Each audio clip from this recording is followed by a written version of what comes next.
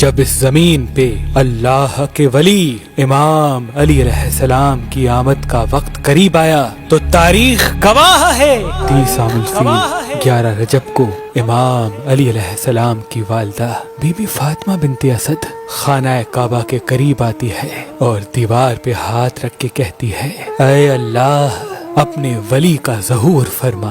تو بس دیوار کعبہ کا ٹوٹنا تھا اور امام علی علیہ السلام کی والدہ کا اندر داخل ہونا تھا۔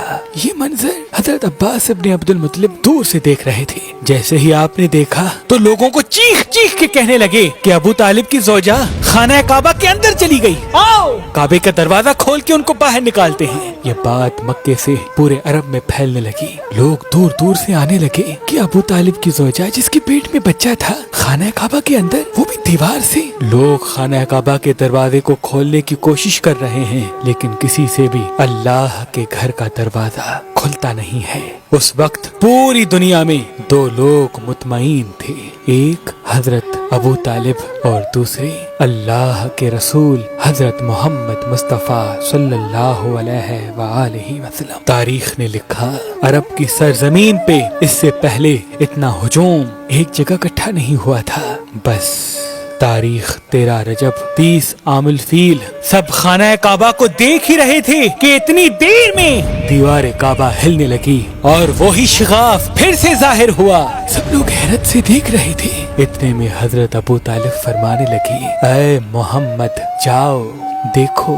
اللہ کے رسول اپنے مبارک قدموں سے خانہ کعبہ کے اندر جیسے ہی پہنچے تو دیکھا ایک نورانی بچے کے نور سے پورا خانہ کعبہ چمک رہا ہے۔ آپ نے دیکھا کہ امام علی کی والدہ پریشان ہے۔ رسول اللہ نے فرمایا اے میری ماں آپ غمزدہ کیوں ہیں؟ تو بی بی فاطمہ بنت اسد فرمانے لگی اے میرے بیٹے محمد، اللہ نے جیسے ہی اس بچے کا ظہور کیا تب سے لے کے نہ یہ بچہ روتا ہے نہ دودھ پیتا ہے۔ اللہ کے رسول نے مسکرا کے جیسے ہی بچے کو گود میں اٹھایا تو وہ بچہ مسکرا کے اپنی آنکھیں کھولنے لگا۔ اللہ کے رسول نے اپنی زبان امام علی علیہ السلام کے منہ میں دی اور امام علی علیہ السلام رسول اللہ کی زبان چوسنے لگی۔ پھر جیسے ہی رسول اللہ اپنی گود میں امام علی علیہ السلام کو لے کے باہر آتے ہیں تو سارا عرب اس بچے کے نور اور فضیلت کو دیکھ کے جھومنا شروع ہو جاتا ہے اور لوگ پوچھنے لگتے ہیں اور آپس میں کہنے لگتے ہیں کہ اس کا نام کیا رکھیں۔ اتنے میں اللہ کے رسول فرماتے ہیں اے لوگو، اس طرح سے آج سے پہلے کسی بچے کی ولادت نہیں ہوئی۔ اس بچے کی ولادت علی ہے، افضل ہے، اعلیٰ ہے اور اللہ کی مرضی یہ ہے کہ اس بچے کا نام بھی علی رکھا جائے، یعنی وہ بلندی جس بلندی پہ کوئی پہنچ نہ سکے۔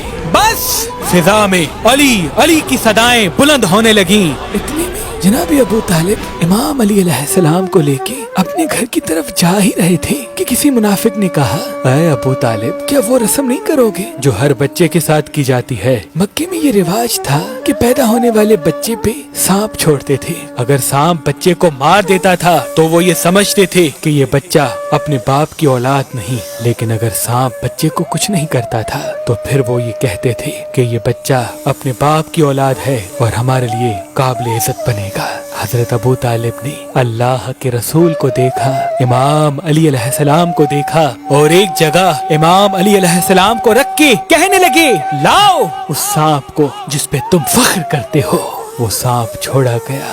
جیسے ہی امام علی علیہ السلام کے قریب وہ سانپ آتا ہے، امام علی علیہ السلام اپنے ننھے ہاتھوں سے اس سانپ کو پکڑ کے چیر دیتے ہیں۔ بس سب لوگ زور زور سے کہنے لگے کہ بچے نے سانپ کو چیر دیا۔